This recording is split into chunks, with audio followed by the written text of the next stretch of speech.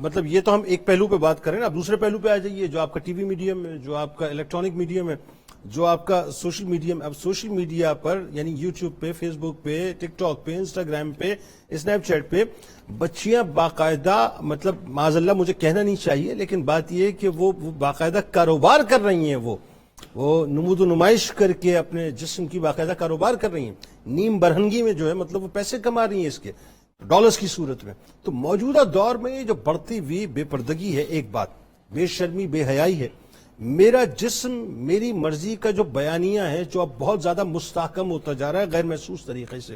کیا ذمہ داریاں ہماری خواتین کی، کیا ذمہ داریاں ہیں ہماری، ذرا بتائیے. میں آپ کو بتاؤں، میرے ایک کلاس فیلو تھے، پی ایچ ڈی میں میرے ساتھ تھے، انگریز تھے، جان ان کا نام ہے. ٹھیک. تو وہ مجھے کہنے لگے کاشف تم لوگوں کے، میں اب انگریزی نہیں بول رہا، صرف اردو تو میں بتا رہا ہوں لوگوں کی آسانی کے لیے. مجھے کہنے لگے کاشف تمہارے معاشرے نے، تمہارے مذہب نے، تمہارے دین نے عورت کو پابند کر دیا، عورت کے اوپر پردہ ڈال دیا، عورت کو تم لوگوں نے ایک بڑا سا لمبا سا چوگا پہنایا ہوتا ہے اور تم لوگوں نے اس کو. تو میں نے کہا جان آئی ول آنسر یو ٹمارو. تو مذاق میں کلاس میں کہنے لگا کہ اچھا آج اس کے پاس دیکھیں دلائل نہیں ہے. میں چپ کر گیا. نیکسٹ ڈے میں آیا تو میں 2 کینڈیز لے کر آیا کلاس میں. تو میں نے جو ایک کھلی کینڈی تھی، میں آج بھی لایا ہوں سعید احمد خان صاحب، میں نے اس طرح سے کھلی کینڈی جو تھی نا، جی پروفیسر صاحب آپ کو یہ میں نے کھلی کینڈی جو تھی نا، میں نے کہا جوان یہ میں تمہارے لیے اسپیشل لایا ہوں گھر سے، کل سے میں کھول کے اس کو رکھا ہوا تمہیں کھلانا چاہتا ہوں. تو اس نے کہا Kashif I don't want to take this, میں نہیں کھانا. میں کیا ہوا؟ کہنے لگا جرمز لگے ہوئے ہیں، جرمز لگے ہوئے ہیں، جراثیم ہے، میں بیمار ہو جاؤں گا.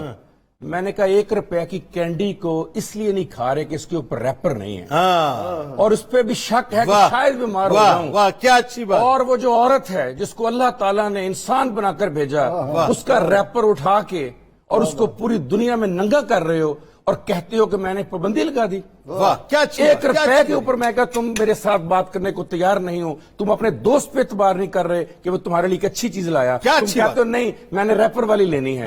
میں نے کہا جب بندہ بغیر ریپر کے 1 روپے کی گولی کھاتا ہے وہ بیمار ہوتا ہے. جب بغیر ریپر کے انسان عورت کو دیکھتا ہے تو کلچر بیمار ہوتا ہے، معاشرہ بیمار ہوتا ہے، ملک بیمار ہوتا ہے، قوم بیمار ہوتی ہے، ملت بیمار ہوتی ہے، دنیا بیمار ہو جاتی ہے.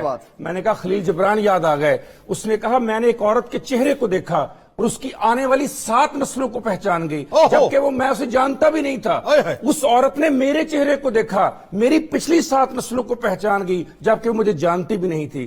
کو میرے جیسا علم بیٹھا تھا. اس نے کہا خلیل جبران سمجھ نہیں آئی بات کی.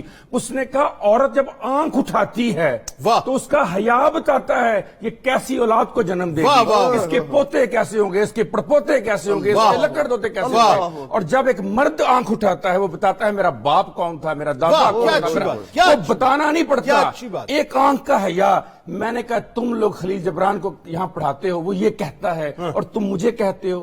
اور میں نے کہا میں اس دین کو لے کر آیا ہوں جو آسمان پر سب سے اوپر جو بہشت ہے اسے اٹھا کر ایک عورت کے قدموں کے نیچے رکھ دیا.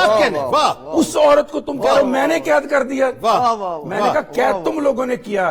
آج جرمنی 14,036 ملین یورو کما رہا ہے اس بزنس سے. آج فرانس 11,461 ملین یورو کما رہا ہے. آج یو کے 9801 ملین یورو کما رہا ہے. آج اٹلی 9,799 یورو کما رہا ہے. آج اسپین 6,430 یورو کما رہا ہے اس کے اوپر. ابھی آپ نے کپڑوں کی بات کی، اس پہ سن لیجئے. وہ آپ اسے لباس کہہ رہے تھے، میں اسے ننگے لباس کہتا ہوں. ننگے لباس کا کاروبار سن لیں. $600 بلین کا سالانہ بزنس ہے. $600 بلین $. 5% گروتھ ہے کپڑوں کے بزنس کے اوپر. کیسے آپ کی وہ جینز نہ پہنے، کیسے وہ سکرٹ نہ پہنے. پھر آپ نے ابھی بات کی آنکھوں کی، مجھے یاد آ گیا مسکارا، آئی شیڈ، آئی لائنر، آئی پینسل اور آئی برو جیل. یہ 5 چیزوں کے اوپر $15.5 بلین کا بزنس ہوا صرف 2021 میں.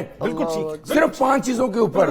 تو مجھے آپ بتائیے کہ کس طرح ایکسپٹ کر لیں آپ کی بات کہ جی پابندی لگا دیں، یہ جی اس کے اوپر حیا ہونا چاہیے. اچھا ڈاکٹر صاحب اس سے مراد پھر اب یہ ہوئی، اب اس سے مراد یہ ہوئی دیکھیے ہندوستان کے اندر جس بیانیے کو انہوں نے سیٹ کرنے کی کوشش کی، اور خاص طور پہ اب سپریم کورٹ کی آپ کو پتہ ہے اس میں انوالومنٹ ہو چکی ہے، اور مجھے لگتا نہیں ہے کہ وہ حجاب پہ جو ہے پابندی نہ لگائیں، وہ حجاب پہ پابندی لگائیں گے. جس طرح سے فرانس کے اندر جو جرمانے تک لگا دیے گئے، یہ صورتحال مزید بڑھے گی، اسلاموفوبیا مزید ایکسلریٹ ہوگا. سوال یہ ہے کہ ہم کاؤنٹر نیریٹو کیسے لائیں، خواتین کو سمجھائیں کیسے، ذمہ داریاں کیسے بنتی ہیں، ان ذمہ داریوں کو نبھائیں کیسے. بہت اچھا سوال آپ کا. دیکھیے پہلی بات تو یہ ہے کہ اگر ہمارا پروگرام سن کے خواتین یہ سمجھ رہی ہیں کہ ہم ان کے خلاف کوئی پروگرام کر رہے ہیں تو قطعاً بھی ایسا نہیں ہے. ہماری مائیں ہیں، بہنیں ہیں، بیٹیاں ہیں، اس معاشرے کی عزت ہے، ناموس ہیں وہ. ہم ان خواتین کے حوالے سے بات کر رہے ہیں جو بینر اٹھا کر کہتی ہیں میرا جسم میری مرضی. ٹھیک ہے. وہ بہت ہی قلیل مقدار، الحمدللہ ہمارے معاشرے میں ایک بڑی قلیل مقدار، اور ان عورتوں کو کوئی فالو کرنے کو تیار نہیں. بالکل ہم ان کے اپنے گھر والے بھی ان کو فالو کرنے کو تیار نہیں، اپنے ماں باپ ان کو فالو کرنے کو تیار نہیں. اچھا، اس وقت 2020 کا جو بیانیہ ہے وہ بزنس کا کیا ہے؟ وہ کہتے ہیں women now drive the world business. ٹھیک ہے. ہمیں عورت کو یہ بتانا ہے کہ تم بزنس نہیں ہو، تم انسان ہو. انسانیت کی پہچان تم سے ہے. بالکل ٹھیک ہے. تم نے نسلوں کو جنم دینا ہے.